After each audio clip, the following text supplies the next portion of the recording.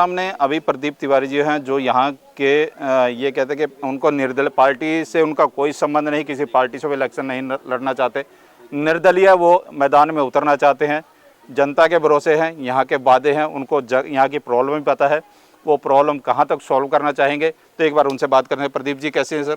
बढ़िया जी, नमस्कार। बहुत हमने सुना है सर आप मैदान में उतरना चाहते हैं यहाँ पे, जी बिल्कुल। क्या सोचा है सर आपने? देखिए, सोचा ये है कि यहाँ पे विकास जो आप कहते हैं, चाहे भाजपा कहती है कि मेरा विकास जो कहती है वो विकास यहाँ पे पूरी तरह से फेल है। चाहे यहाँ पे 2 बार क्या बोलते हैं कांग्रेस के पार्षद भी रहे हैं, पर उन्होंने कोई कार्य नहीं किया है। समझिए कि अगर 400 करोड़ की विकास की जब अगर बात आती है पूरे पंचकुले के अंदर, चलिए पंचकुले का तो मैं नहीं जानता, पर अब मैं अपनी कॉलोनी की बात करूँ, अपने वार्ड की बात करूँ, तो यहाँ देखेंगे आप हर प्रकार की समस्या है। यहाँ पे कोई समस्या हल नहीं हुई 30 सालों से। आप सोचिए, पीने के पानी से लेके शिक्षा से लेके स्वास्थ्य तक सारी की सारी समस्याएं हैं यहाँ पे। अब ये साथ में देखेंगे एक नाला है, ये नाला पूरी तरह से ओपन है। पहली बात, ओपन होने के बाद इसके अंदर गंदगी इतनी है, और वो गंदगी से होता क्या है आप ये समझिए कि हर साल ऐसा कोई साल नहीं जाता जब यहाँ पे चिकनगुनिया, डेंगू और मलेरिया जैसी बीमारियाँ ना पनपती हो। अब ये सोचिए कि कई जगह तो आप ये देखेंगे कि इसी नाले में से पानी की पाइपें आती हैं। जब वो पानी की पाइपें उसमें आती हैं तो क्या डायरिया जैसी समस्या नहीं फैल सकती यहाँ पे? वो भी बहुत बड़ी दिक्कत है यहाँ पे। तो मैं कहूँ स्वास्थ्य से लेके, शिक्षा से लेके, और ये नाला ना ढका होना। अब ये नाला नहीं ढका है तो इसी ये सोचिए कि जब अभी बरसात का मौसम आएगा तो इसका सारा का सारा गंदा पानी लोगों के घरों में जाएगा और उसमें नुकसान। प्रदीप जी, एक चीज़ पूछना चाह रहा हूँ आपको। अभी जैसे आप कह रहे हैं कि आप निर्दलीय चुनाव लड़ेंगे, जब एक कांग्रेस का पार्षद यहाँ पर था, कांग्रेस या बीजेपी, कांग्रेस का ही था सर, यदि वो एक सरकार के साथ लगकर वो यहाँ पर विकास नहीं कर पाए तो आप कैसे कर पाएंगे?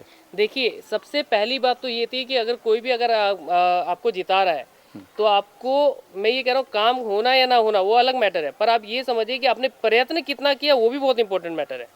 कि आपने कितनी बार आपने कहा कि मैं जाऊँगा नगर निगम का घेराव करूँगा, मैं नगर निगम के सामने बैठ जाऊँगा, या मैं अपने पद से इस्तीफा दे दूँगा, या आपने तीसरा रास्ता, सबसे इम्पोर्टेंट रास्ता, कोर्ट का क्यों नहीं देखा आपने? अगर आपने की करने की मंशा होती तो आप सड़कों पे उतरते हैं। आपको कितना साल हो यहाँ पे रहते हो? मुझे लगभग हो गया यहाँ पे 25 से 30 साल। तो आपने कभी इन समस्या को उठाया? बिल्कुल, कई बार उठा चुके हैं यहाँ पे, कई बार अखबारों में भी लगवाया है, कई बार मेयर से भी मुलाकात हुई है, कई बार नगर निगम भी जाते हैं। अभी जैसे कि अभी कुछ टाइम पहले ही हमने पानी के लिए यहाँ की जो समस्या थी कि पाइपें नहीं लगी हुई हैं, घर घर नलका नहीं है यहाँ पे, तो उसके लिए हमने स्पीड पोस्ट के जरिए नगर निगम कमिश्नर को एक लेटर भी दिया है।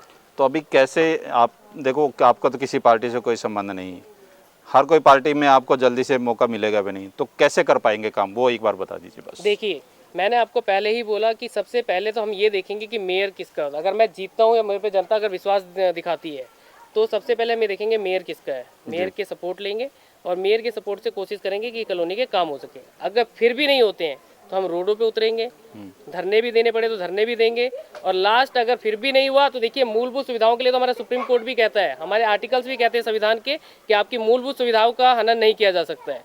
तो उसके लिए फिर हम कोर्ट का रास्ता अपनाएंगे और कोर्ट से हम जीत लेकर आएंगे। प्रदीप जी, क्वालिफिकेशन कितनी है आपकी? मेरी BSc जी, मतलब ग्रेजुएशन। कानून से संबंधित सारी चीजें आपको पता है जी, बहुत, मतलब लड़ सकते हैं पब्लिक के लिए, आप लड़ सकते हैं? बिल्कुल, पूरी तरीके से लड़ सकते हैं। तो आपने प्रदीप जी से जो यहाँ के प्रत्याशी, यानी उन्होंने मन बना लिया है कि वो मैदान में जरूर उतरेंगे, चाहे किसी पार्टी से वो कोई संबंध नहीं रखा, निर्दलीय उतरेंगे, और निर्दलीय उतरने के बाद भी जो अपना कार्य है वो बखूबी वो करने की कोशिश करेंगे, चाहे उनको जो भी करना पड़े, कोई पत्राचार करना पड़े या कहीं तक जाना पड़े, वो लोगों की समस्या को हल करने में आगे रहेंगे।